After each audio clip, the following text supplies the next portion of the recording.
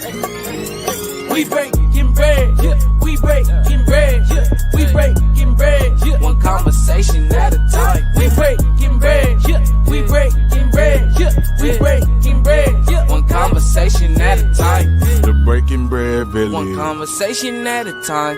The Breaking Bread Village. One conversation at a time.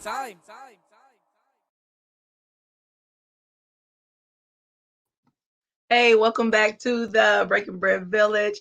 My name is Erin Patrice, and I am just so happy that you all are back here with us again today. I'm going to bring on our guest, and she is not a stranger to the show. Let me go ahead and add her on right now. Hey, Christina. Hello. How are you doing? I am doing wonderful this evening. Glad to be here. Yeah, awesome. I'm so happy to have you back. I'm really happy about this conversation that we're going to have because I think that it's something that's necessary. It's something that we need to talk about. So thank you so much for coming back again. And if you want to just kind of tell just a little bit about yourself, your background in regards to, what you do and who you are. Sure. I'm Christina Spencer, and I am a school counselor in our public school system here in Texas. This is my 26th year in education.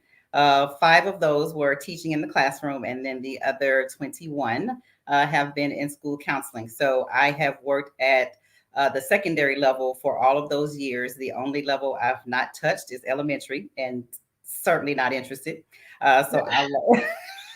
I like working with the older kids. So I've been at the junior high levels and I've been at the high school. So right now I've kind of bopped back and forth. Started junior high, went to high school. Now I'm back at junior high. So I'm working with 7th and 8th graders currently. Oh, awesome. Yeah, middle school. That's a good age. I don't know. Do you guys consider that middle school in Texas? Yes, we consider that middle school. Some middle schools are 6, 7, 8 campuses, and then other districts are 7, 8. So we're considered junior high, middle school. Yes. Okay. Awesome. Well, we're gonna dig right into it. Our first, how we're gonna just kind of like start this conversation is what is trauma? What does it look like?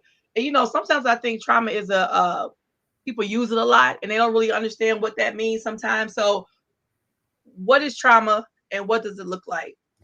So when we talk about trauma, I don't necessarily even want to talk about a definition. Really, with trauma, you have 3 components that are present. You have the event, and then you have, which is the most important point, in my opinion, the experience of the event, and then the effects of it.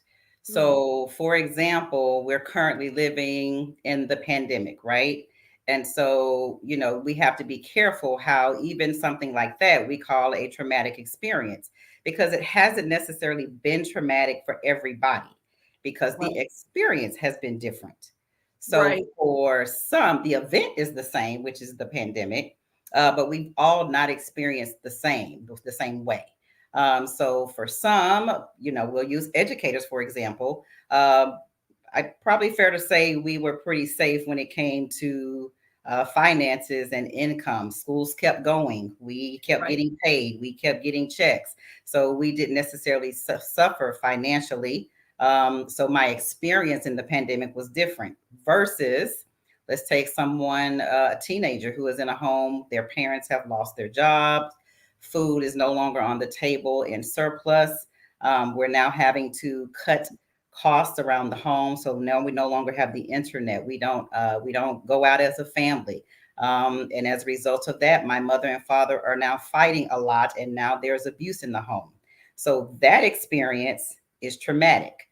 It wasn't necessarily the event of the pandemic that made it traumatic. It was how that child experienced the pandemic. So there's a difference there. So we have to be careful how we classify trauma. And then, of course, you have the effects of it, which we're seeing pop up. And the concern is, what does this look like even later? And speaking specifically about the pandemic, we're still early in.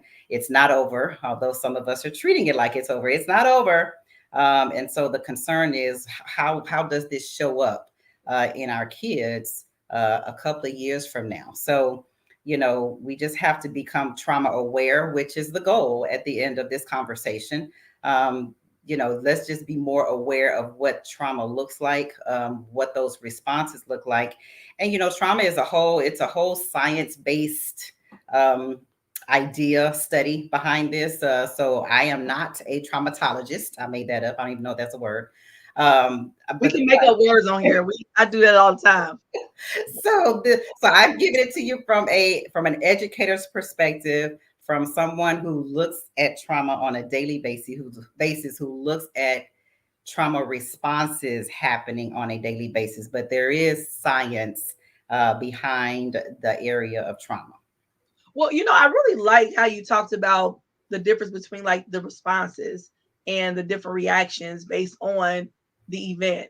I really like how you broke that down because I think that sometimes people miss that. And again, like you said, it looks different for everybody because we know that domestic violence went up a lot during the pandemic. Of course, poverty went up a lot, and all those things have impact on people. So I really like how you touched on that because that is something to kind of take into consideration when we say trauma, trauma, trauma. We always say that was traumatic. How Yes. was it traumatic? How? And I like how you did that. So thank you. And also know that the timing of the trauma, uh, it may show up anywhere. It's almost like grief. Yes, Grief yes.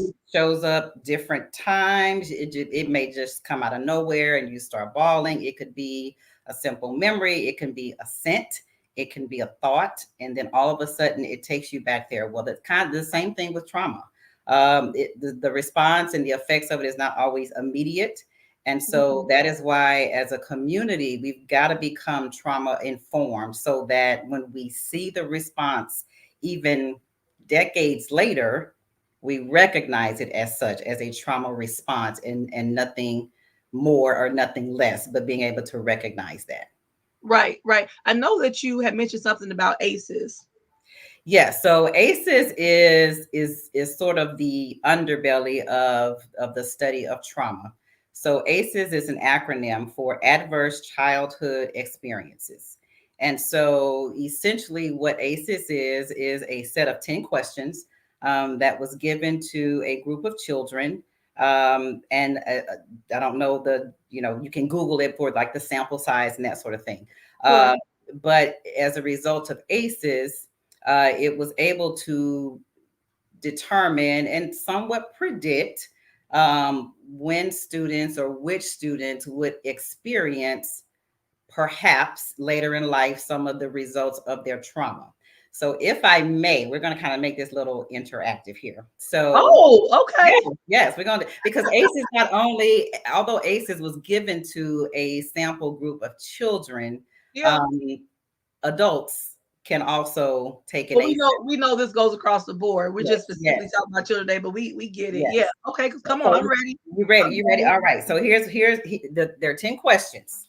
And this Okay. is what was given to the children. So we're gonna take this as well. And for every question, and they're just 10, that you can answer yes to, you're gonna give yourself 1 point. Okay. Let me get my pen.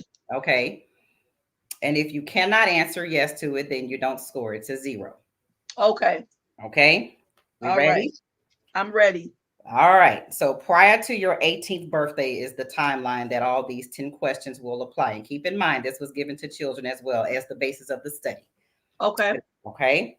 All right. So here we go. Number 1, did a parent or other adult in the household often or very often swear at you, insult you, put you down, or humiliate you, or act in a way that made you afraid that you might be physically hurt? No. If But you so can answer. Okay, so if you I can put a answer yes 0. to that, you give yourself a 1. Okay. And this is not as an adult, Aaron. You're not thinking of it as an adult. You're No, thinking I'm thinking about the child, and yes. you know my mama. You know she don't swear. She don't. Okay. All right. Number 2. Did a parent or adult in the household, often or very often, push, grab, slap, or throw something at you, or ever hit you so hard that you had marks or were injured? If you can say yes to that, give yourself a 1. Number 3, did an adult or a person at least 5 years older than you ever touch or fondle you, or have you touch their body in a sexual way, or attempt, and this gets a little graphic, but I'm sorry, this is Hey, attempt no. Okay. Attempt or actually have oral, anal, or vaginal intercourse with you. If you can answer yes, then give yourself a 1. If not, 0. All right. Number 4. Did you ever feel or often feel no one in your family loved you or thought you were important or special? Or your family didn't look out for each other, feel close to each other, or support each other? All right, that's number 4. Number 5. Did you often or very often feel that you didn't have enough to eat, had to wear dirty clothes, and had no one to protect you? Or your parents were too drunk or high to take care of you or to take you to the doctor if you needed it? If you can answer yes, give yourself a 1. If not, 0. Number 6, were your parents ever separated or divorced? Number 7, was your mother or stepmother, often or very often, pushed, grabbed, slapped, or had something thrown at her? Or sometimes, often, or very often, kicked, bitten, hit with a fist, or hit with something hard, or ever repeatedly hit over at least a few minutes, or threatened with a gun or knife? Wow. Mm. Number 8, did you live with anyone who was a problem drinker or alcoholic or who used street drugs? Number 9, was a household member depressed or mentally ill, or did a household member attempt suicide? Mm. And then lastly, did a household member go to prison? Wow. So these 10 questions is what was given to this sample size. So you, Aaron, and our audience, you have just taken the ACEs test. Okay. And I want to say, if my mother is, if mom, are you out there? Thank you so much for giving me such a good life. I mean, I'm sitting here writing 0, 0, 0. I Yeah. mean, I had stuff happen as I got older, of course, in different situations. But yeah, growing up, thank you, mommy. Yes, yes, yes. So okay, so imagine giving that to an 8-year-old, 9-year Yeah. old, Yeah. 12-year-old, Yeah. and the higher your ACE, the more the higher your chances are of experiencing um, mental health, suicidal thoughts, depression, anxiety, trouble in school, trouble with the criminal justice system. So that is a starting point. Now, it's not a guarantee. I don't want you to leave this conversation thinking, oh my goodness, because I've got a 4 or 5 on my ACE, I'm doomed. And, doom and gloom is on Right. the way. That's not what that means. Right. It just means that, your support system, and we hope you have one, needs to be aware of those things that you went through, as a child, so that they can learn how to respond if and when those things show up later in life. And here's what the research says: 30 to 50% of children in public schools have an ACE of 3 to 4 or higher. I believe that. Okay. I believe that. And so, as educators, and even in Mm. our hospitals, our criminal justice system, if we don't know anything about the backstory or trauma or ACEs, and you don't have to be an expert in it, but what I want us to do is speak to be trauma aware, trauma informed, so we know how to respond to these instances when we see it. Okay. And so let's talk about that. What do we Yeah. do? How do we become a trauma informed you community? know Yeah. and so, since I'm in the schools, I'll kind of paint a picture. And this actually happened maybe yesterday. Okay. um, I got a student and he is in the system. um, I enrolled him. He immediately, almost within 5 minutes of sitting, said, do you have any fidget toys? I Mm. said, sure. So I was impressed because he was aware enough to know what he needed to get through at the time while he was waiting on me. So he asked for some fidget toys. Very nice fellow. We talked and we conversed, and he shared some things, and here's when you dialogue with someone who is experiencing trauma, Sure. you have to, it's what we call dosing. So, he would share some of his background, and then he would move on to something else. And Mhm. because I'm trauma informed, I knew not to press the issue and keep asking all these questions. And, why are you with CPS? And where's your siblings? And how long you been living in a hotel? That wasn't when he wants to share that with me, Sure. he will. And Yeah. sometimes where we go wrong is we push, we push, we push, and we push. Yeah. And that's not how you respond to someone who has suffered through trauma, particularly children. Yeah. So anyway, as we're sitting, we get him enrolled, and he goes on his day. Didn't see a sign of any trauma at all. Had anyone not told me, I would not have known. Well, let's fast forward to later in the day. And Yeah. I get a call. Oh, so and so, he's stormed out of class, and he's using some inappropriate language, and call someone this name and call someone that name. And I went to Mhm. the hall looking for him, and he's on his way to my office. I said, all right, there you go. Come on in. Yeah. And, I said, hey, you met your assistant principal. Hey, he knew you were coming, but we've not seen him. So he happened to be staying there. Hey, introduced him. And this is where I became impressed. The student said to us, I'm supposed to be in PE right now. Can I go to PE? And we said, okay. He said, because that's where I work out my stuff. Oh, so he knows that that's a release place. Okay. Now, here was the trauma-informed response from the assistant principal. Sure, man, go on to PE, but can we agree that we're going to talk about, the walking out of class, and we're going to talk about that a little later in the day, but I'm going to let you go to PE. Students respond, sure, that's fine. We could talk about it later. Okay. Mm-hmm. Here is the wrong response. Here is the non-trauma informed response. No, sir, we're not going to PE. You just stormed out of somebody's class, and you walking down the hall calling people names and speaking in inappropriate language. Well, you need to head to my office so we can talk about this. Right. Wrong response. Right. Wrong response. Okay. Right. So trauma response is about timing. Because essentially what's happening when a student is in trauma and they're showing the trauma response, it is simply them trying to regulate. Yeah. Okay. And so as educators, sometimes we don't see that. We see it as misbehaving, or they're the bad child, or those type of things. But really, they're just trying to regulate their brains. And again, this is a science-based thing, so I'm not going to go too deep. Right. But they're just trying to get their bodies regulated. And as adults, we want the fix right now, fix it. Well, and then we have this thing too, where it's like, you need to be held responsible right now, right? Yes. It's like there's consequences, so you need to be held responsible right now.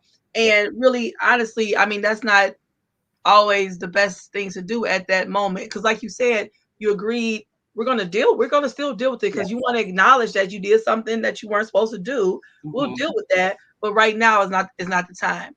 That is correct. And too often as educators, we almost make it worse. We egg it on. Yes. We push the buttons.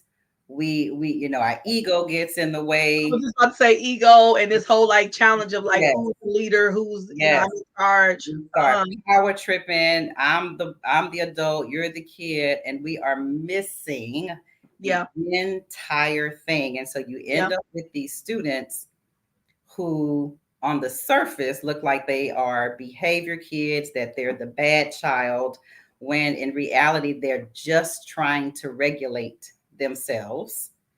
And when you say regulate, explain to people what you mean by that. When you say they're trying to regulate. So regulating means they are trying to get their brain to a place where they can actually operate in the thinking part of the brain. So when a person is responding in a trauma response sort of way, they are not operating at the higher cortex of the brain. They are operating with the emotional, the lower parts.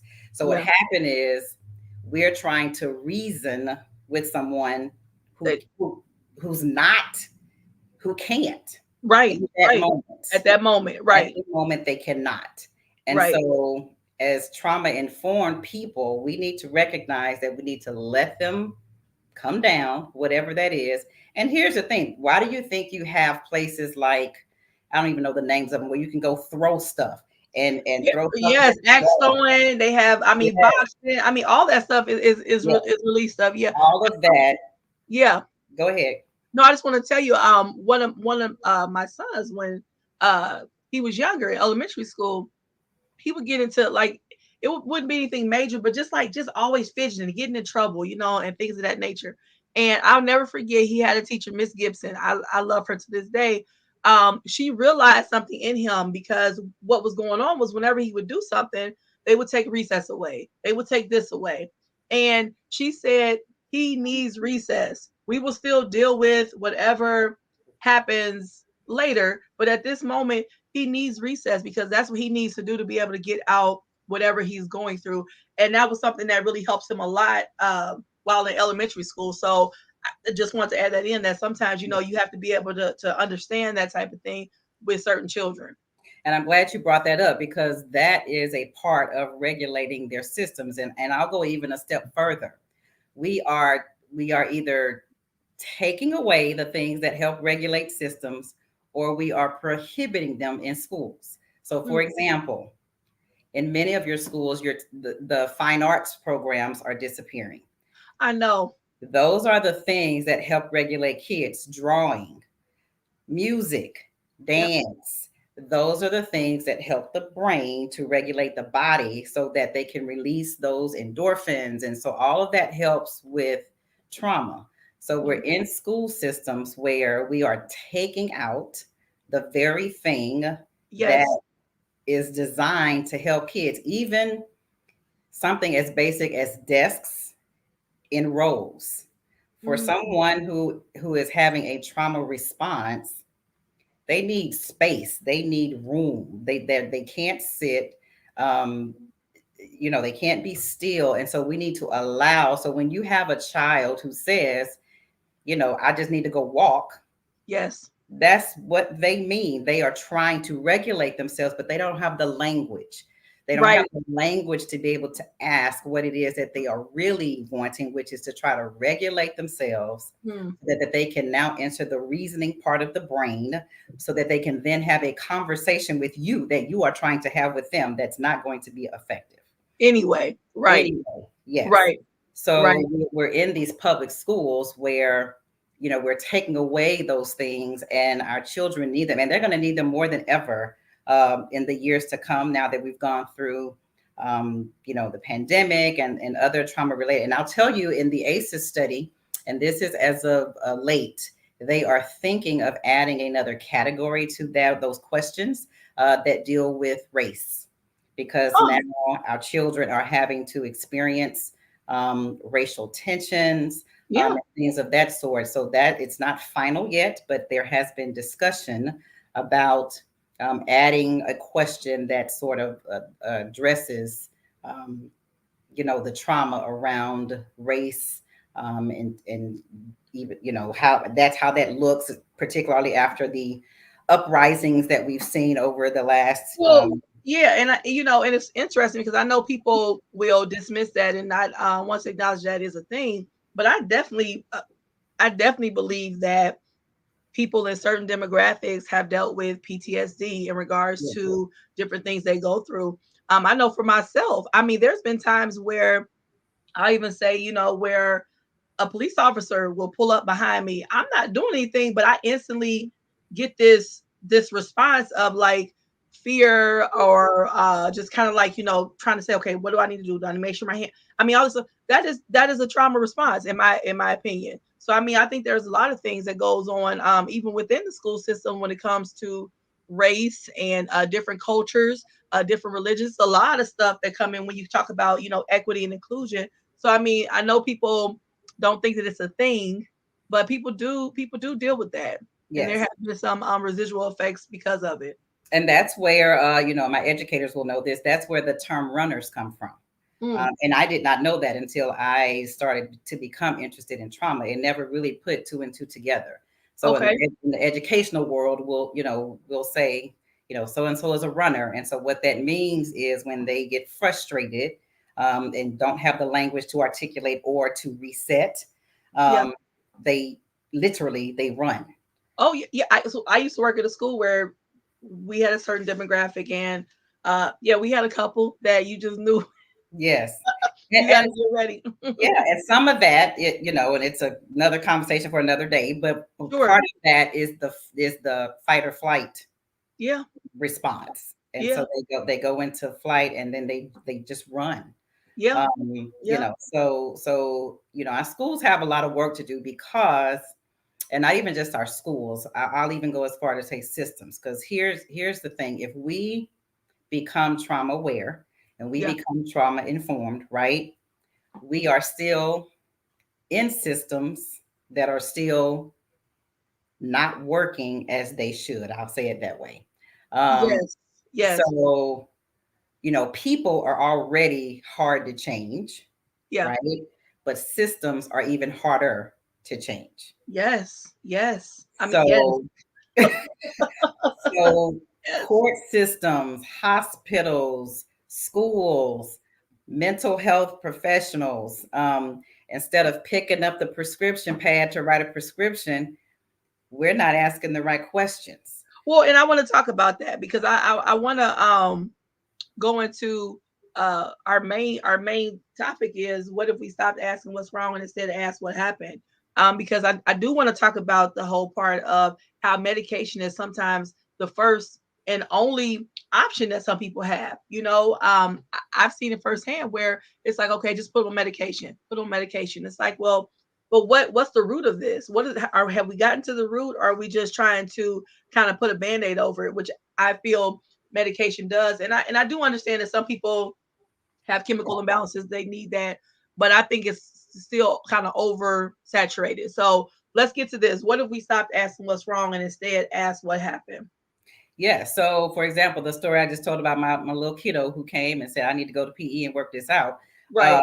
you know, just on the surface, or somebody who just walks up to him in the middle of his rant, would be like, well, what's wrong with him? Right.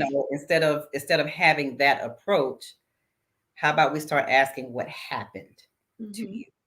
Mm-hmm. And we're not expecting for them to regurgitate their whole background life, but trust me, when you ask that question, it will immediately signal to that student or that child or that even an adult Adult. Mm-hmm. that you have recognized that there is something in them Mm-hmm. that is causing them to react the way that they are, and that they're not just bad or they're not just ranting, but that this stems from somewhere.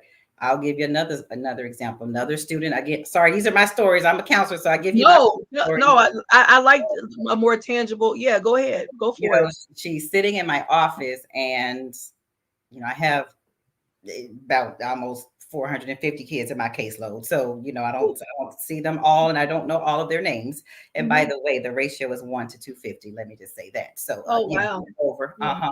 So she's Wow.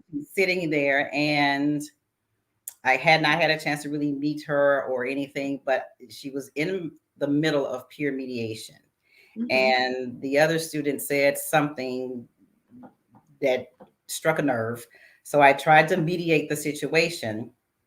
And it dawned on me that this girl, the way she handles herself and the way she responds, even the way she dressed, Mm-hmm. um, it just was something about it. And so I looked at her and I said, you respond the way you do because you have a story. Mm. And she looked, and because the other student was there, I could not necessarily go into the detail, but she dropped a tear. Aw. And when I was able to talk with her by herself, she said, I asked her, I said, why did you cry? She said, because you didn't even know me, but what you said is correct. I do Mm-hmm. have a story. Mm-hmm. Um, and because I was also aware, I also knew that was all she was going to give me. I didn't Right. push, I didn't want the story. I didn't even need to know the story. I just needed Right. to have a story. So I'm not asking you what's wrong or why are you in here in my office with this mediation. And, stop telling kids you know better. Maybe they don't. Right, right. Maybe they don't because they haven't been taught. And we have to remember trauma starts early. Yeah. Trauma can start early, even in the womb. So some Mm. kids come out not knowing any better. And here's the other thing. Even, trauma doesn't have to always be physical and harmful. And probably the most impactful form of trauma, not even physical, is neglect. Yeah. And our kids are coming to us unloved. They're Yeah. coming to us neglected, and that is traumatic. Yeah. And so oftentimes they don't even know what it looks like, right? And when you're giving it to them in a positive, loving manner, they will push back because they don't know it and they're not comfortable with it. So when people ask, like if you have females who are continuously going to abusive relationships, they would rather sit in the comfort of the misery rather than be in something that's unfamiliar. Yeah. And so we have to, And uncomfortable. and uncomfortable. Yeah. So we've got to start asking our kids what happened. And you don't need a doctor in front of your name. You don't need an MD behind your name to ask that, and stop assuming that something is wrong. Yeah. Medicine is not always the answer. We talked about that a little while ago. Before you get to the medicine part, I just want to touch on this real quick. Because to me, and this is just me and my brain, but it seems like, when you first go into, saying what's wrong, it almost will cause a person to automatically put up a defense or some type of to defend what they're feeling, right? Yes. And then if you say what happened, it's more empathetic, where it's like you care to hear what's really going on with them, which will, in my opinion, I'm assuming would kind of have them put down some walls, because it seems like you actually care as opposed to a defense. Would you agree with that? Because what's wrong with you also almost sounds accusatory. Like That's what yes, like it's almost like saying something is wrong. Something. Yes, and that is something defective with you. Yes. As opposed to, well, what happened? Because that, and of course it's suggestive speech as well, saying it a certain way. Because what's wrong with you? It's like you said, it's like, right. What is wrong with me? Exactly. Yeah, And we're talking, in some cases, most cases, we're talking to kids who don't have language. Their frontal lobes are not completely developed until they're in their early 20s. So we are expecting kiddos who don't yet have that to be able to articulate more than they should be able to. Yeah. So what's wrong sounds accusatory. It sounds like it's their fault. It sounds like it's something that they've done, a defect. Versus what's happened to you. It's like you say, it's more empathetic, and it makes them aware that they see me. They see me. They're aware that something is going on with me, yes. and they may actually care about. And then when you talk about language too, not only dealing with the cortex, but also in some homes people just don't use some words, right? They don't teach children how to communicate. Because I know even with my children, speaking about like body parts, we always use the actual names of body parts, right? So they understood that that's what it was called. Yes. And I remember people you tell you have your kids say penis. It's like, well, that's what it's called. I understood why people were so shocked by that. But that language, and that and just even support language and love language, people don't use that. So like you said, when someone comes to them with that, then it's kind of like a foreign entity, like, whoa, what's going on here? Yeah. Right. Yeah. And we have to also, on the other end of the spectrum, we have to also be comfortable with silence.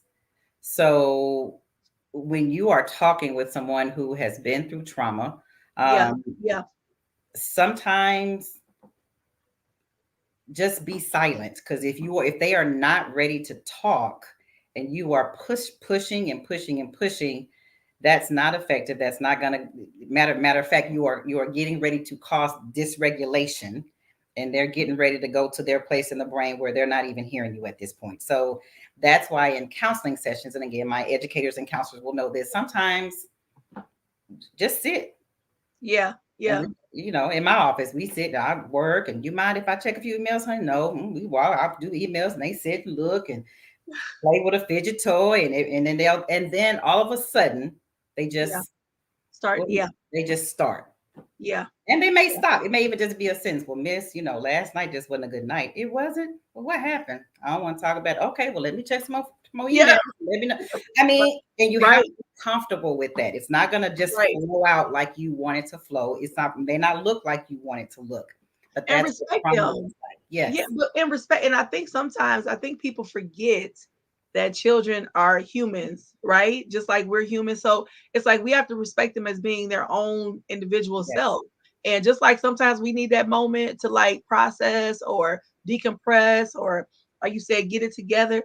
They too need that. And it's just sometimes as adults, we hold them to some different type of standard that Yes. we don't even do ourselves, you Right. know?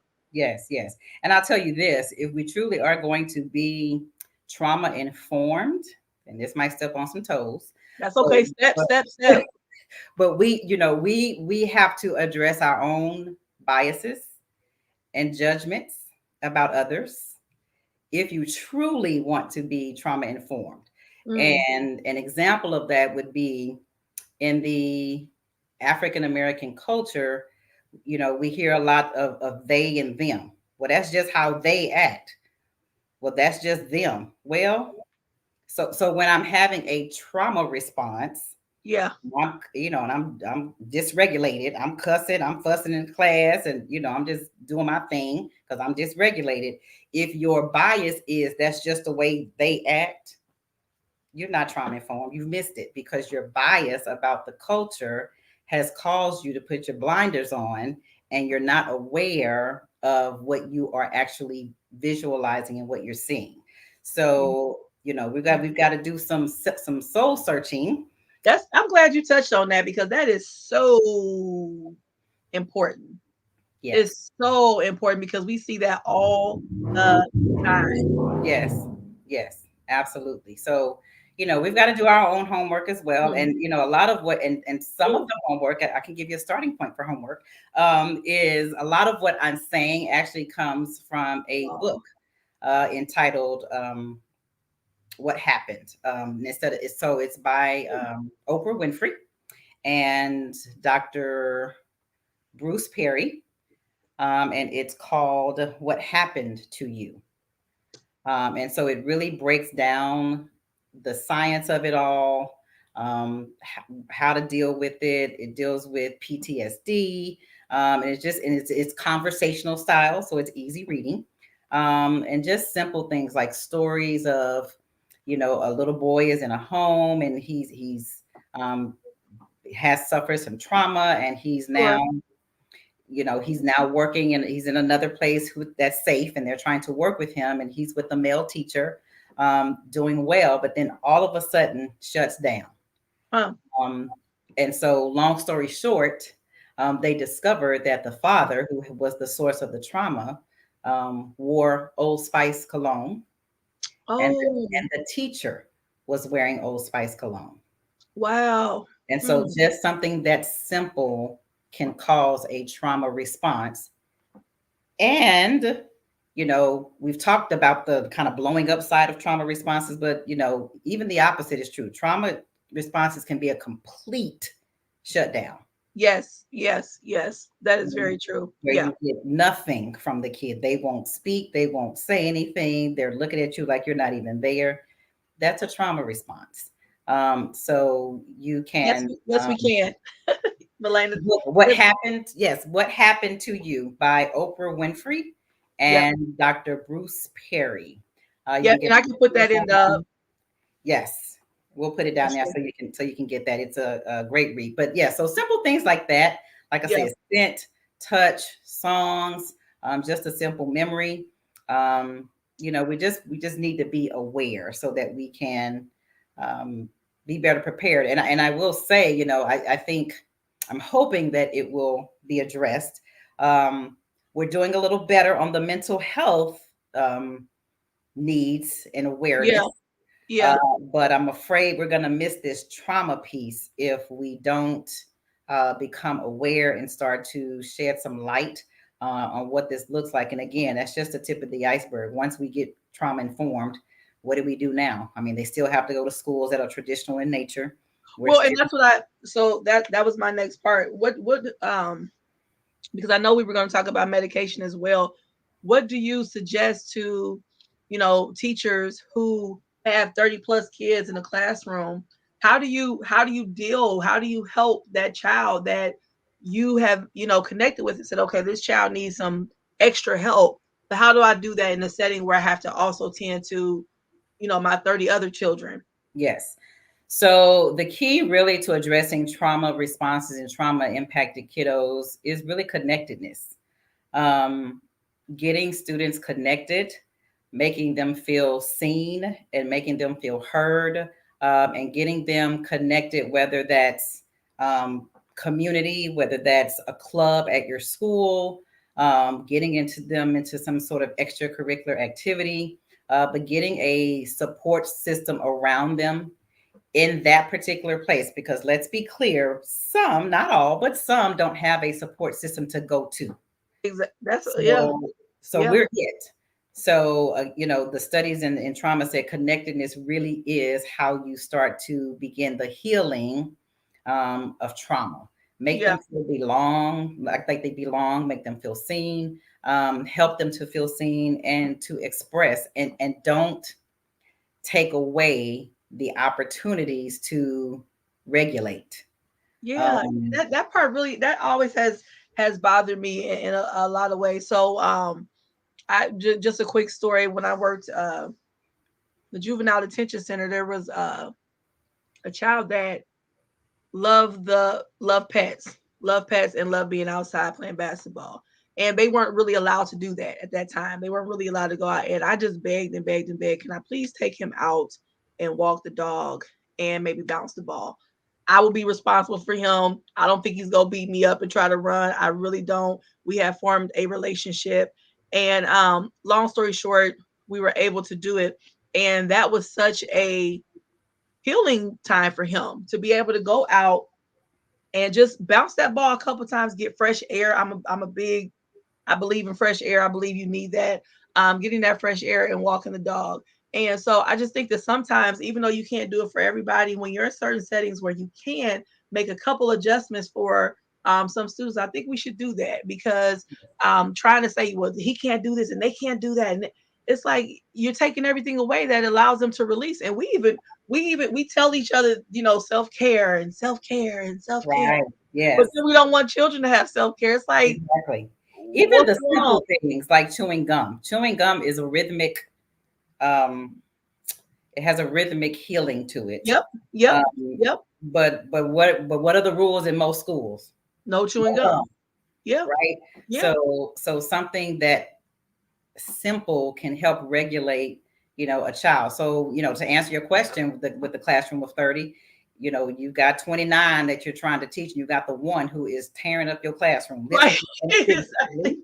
You know, give him an assignment. Hey, I need you to pass these papers out. Come on, let's walk, because he's walking, he's moving, and the Yes, rhythm is going yes, to help regulate so that he does not escalate to the point of not being able to reason. Because understand, once you get them to the point in the brain where they can't reason, that's it. yes. Yeah, That's it. you know what? So before the pandemic, I used to do speaking engagements at the schools, and you would always have like that one child, right, in the auditorium or whatever that would be trying to act up, right, and trying to get attention and things like that. So what I would do is I would just have them come down and say, hey, come down here and be my helper, you know. Yes. And they'll get down there and they kind of look kind of like what you want me to do. But then once they got involved doing it, they were fine because they felt important. They felt like they were a part of it. They Right. felt seen. And we would, I mean, end up giving each other, fist pump, Yes. and they Yes. would be good. I never really had any problems with. I mean, I would have large auditorium sizes, and like I said, every once in a while you have one or two children, but when you bring them in and have them become a part of it, Yes. they were Yes. fine.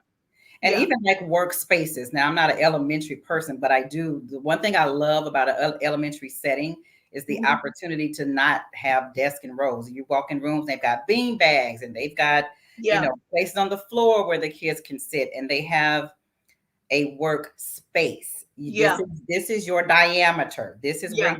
you can move in this space. Now, when you get to the secondary levels, not so much. But some simple things like that. And let's do a walk and talk, even as a counselor. Yeah. Sometimes we feel like we have to sit and talk, sit and talk, sit and talk. Yeah. And you don't have to. Sometimes you say, hey, let's go walk. And we Yeah. talk about everything but what's wrong, because Yes. that's what's needed at that moment, At right? that moment. But it's a lot of schools that are trying to incorporate like the bean bags and different type of learning Mhm. spaces. And even some corporate jobs, because I know when I had a corporate job, um, they had rooms set up where you could go in and they had bean bags and they had like different workspaces that you can go to. I think people are understanding that we need a variety. This Yes, whole stationary, everybody being this cookie cutter yes, mode is like out the door. yes, yes. And even in our, like, in our facilities, our mental health facilities, and one of the things, and you don't think about this, you think you're helping, and all intention is there. But even, I mean, if you take someone who's young and they've Sure. been traumatized, let's take our borders, for example, because that was a hot topic, kids being separated from their parents. Yeah. Um, and so those children were placed, well, not placed, but they encountered loving adults who wanted to help. And, we went to this one to be checked out medically and went to this one to be checked out.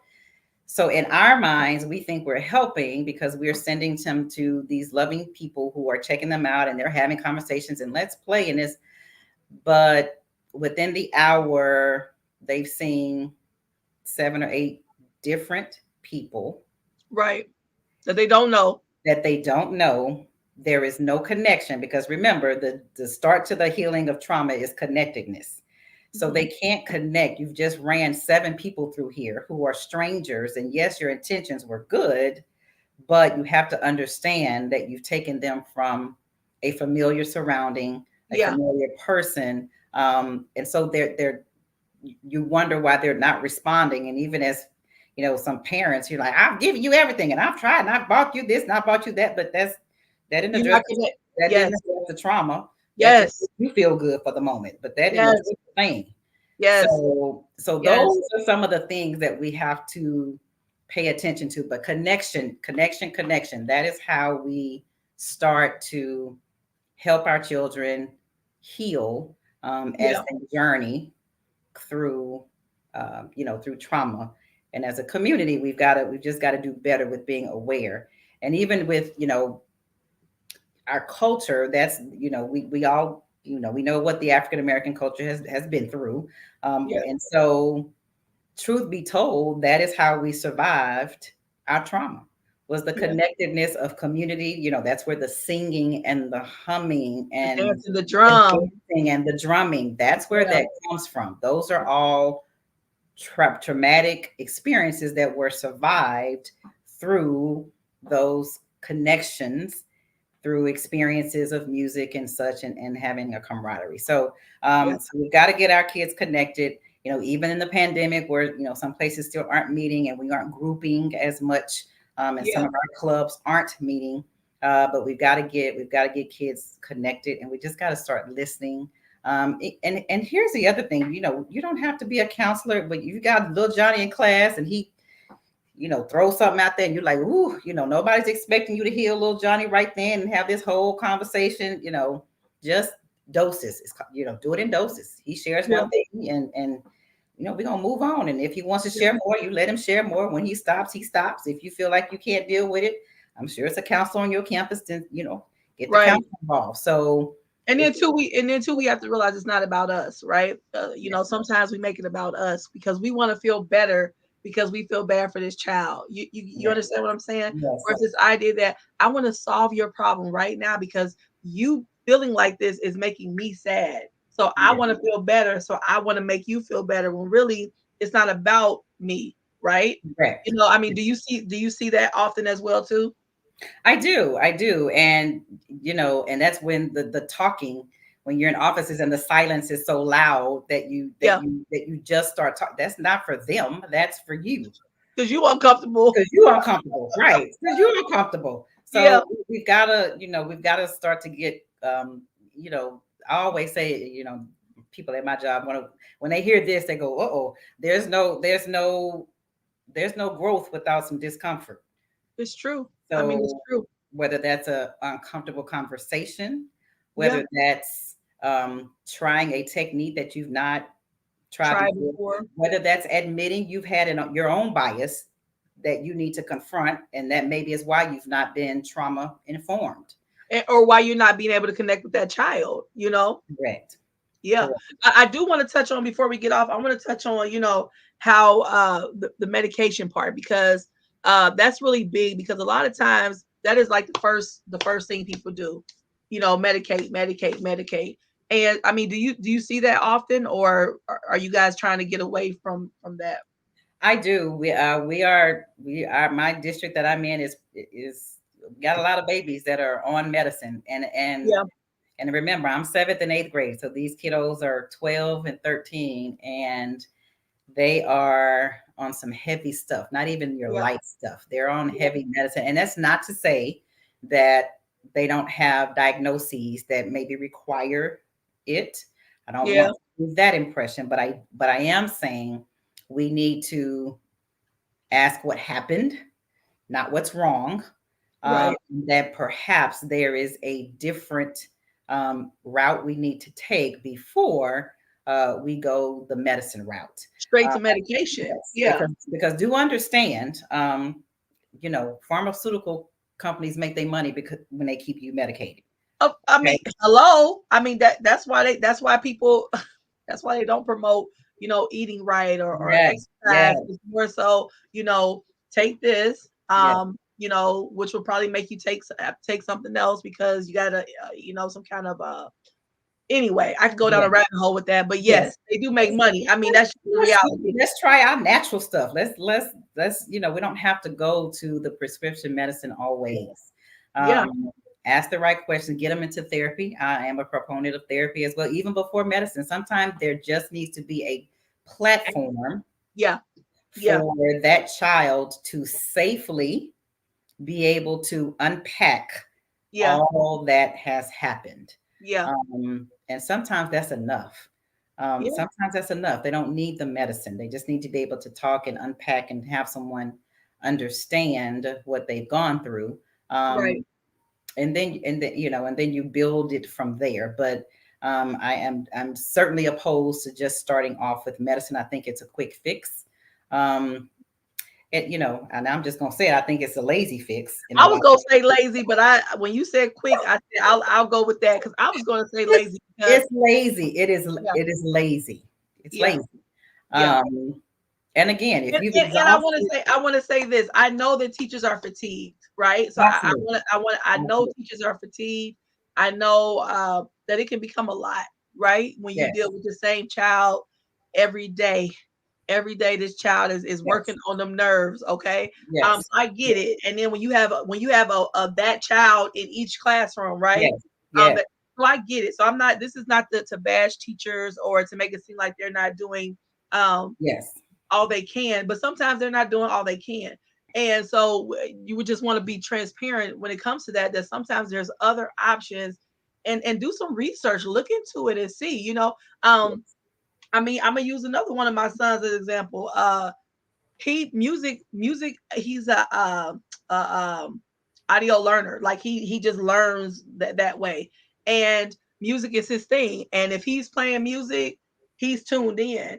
And it was so funny because when he was in high school, the rule was you can't have your earbuds in and listen to music, right? Can't do it in the right, hallway, can't do it in class. And he had his coach Eric Kraus, and I'm gonna shout his name out because he was the one that advocated for him. He made the comment and he said, "Let me," because he had him as a coach, but he also had him as a teacher. And he said, if he has in his earbud or he's doing like this, that means he's actually listening to you. Without those in, without that ah, music there, he's not paying you. He off somewhere else. yes, So he learned that to have his undivided attention was actually when he had his earbuds in, and he advocated for him to be able to have one end, not both, but one end, just to keep him, like you said, that regulation, right? Yes. Regulating himself. And Yes. you know what? I mean, helped him tremendously. And so I Awesome. always say that to thank him for that, because he tuned in. You know, he Yes. did that extra, took that extra step, did that extra work to tune in to see what could help him be a better student. Absolutely. Yeah, Kudos to him. And you know, yeah, in my school we have that rule. You can have your earbuds in, but one in, one out, just in case, you know, we're trying to get your attention or we're trying to right, talk and right. you'll be able to hear us. Um, I see we're getting close to end of time, but I want to leave you Yes, and please. listeners with something. We've heard of the school to prison pipeline. I'm sure many of us are Ooh, familiar. that's a whole show by The girl. I whole can talk show by about that. itself, but I want you. This is an No, excerpt please. from the book, so I want you Yes. to hear this. And this is what I want to leave you with. So the understory to this is we have a child who suffered some trauma. They're older in age, but because their trauma was suffered early, developmentally, they're not where they should be. So, for Mm, example, I'm a 13-year-old in junior high, but really developmentally, I'm 8. So I'm right, doing 8-year-old stuff. Okay, right. so that's the underbelly of this excerpt. Mm-hmm. So now envision this child that I just described entering a preschool environment with expectations, transitions, rules, and curriculum designed for a typical 5-year-old. Mm, A developmentally uninformed, trauma unaware setting will expect this child to act typical.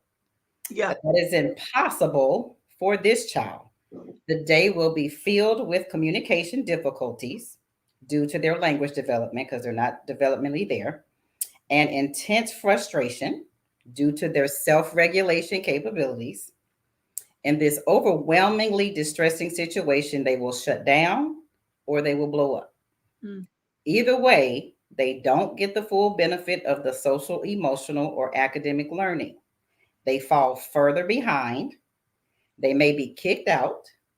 More children are expelled from school in pre K than at any other grade level. Wow. mm, Children of color, especially boys of color, are expelled at rates three times higher than white children. This is the start of a toxic mismatch between the child's capabilities and the unrealistic expectations of an education system that is all too often under resourced, mm-hmm. developmentally uninformed, and trauma ignorant. Even if the child progresses to the next grade, they're still behind, and this sets them up to fail. Mm, Year after year, they fall further and further behind. Their delays in developmental skills, together with their trauma related symptoms, begin to attract mental health labels. mm. The hypervigilance from their sensitized stress responses labeled ADHD, we've seen that. Yep. Their predictable efforts to self regulate by rocking, chewing gum, doodling, daydreaming are prohibited. Mm, They will be labeled, medicated, excluded, punished, perhaps expelled, and then all too often arrested. When they try to avoid the constant humiliation of school, they're then charged with truancy. yep. When they try to flee and the school staff tries to stop them, a restraint incident results in charges of assault against the child. This is the school to prison pipeline. Yeah. Yeah. Yeah. So that whole scenario, just kind of let that sink in. This is what we're seeing. Yeah. This is what we're seeing. Wow. And that started at preschool. Yes. Yeah. All because it was trauma based and nobody asked what happened. Yeah. Yeah. Woo. That's heavy because it's so real. It's Yes. very real, and we see it, too often. Too Yes. often. Yes. Wow. Yeah, and I really like how they touched on how when they just have given up basically Mm-hmm. and they drop out of school, Then now truancy comes, and then you start getting picked up by the police and things of that nature, and it just becomes this. Yes, it's a cycle. Yeah, And yeah. it just makes you wonder how many of our brothers and sisters, because the females are in this too, Yeah. how many of them incarcerated right now is because nobody ever asked. Nobody ever asked what happened and what trauma are you dealing with.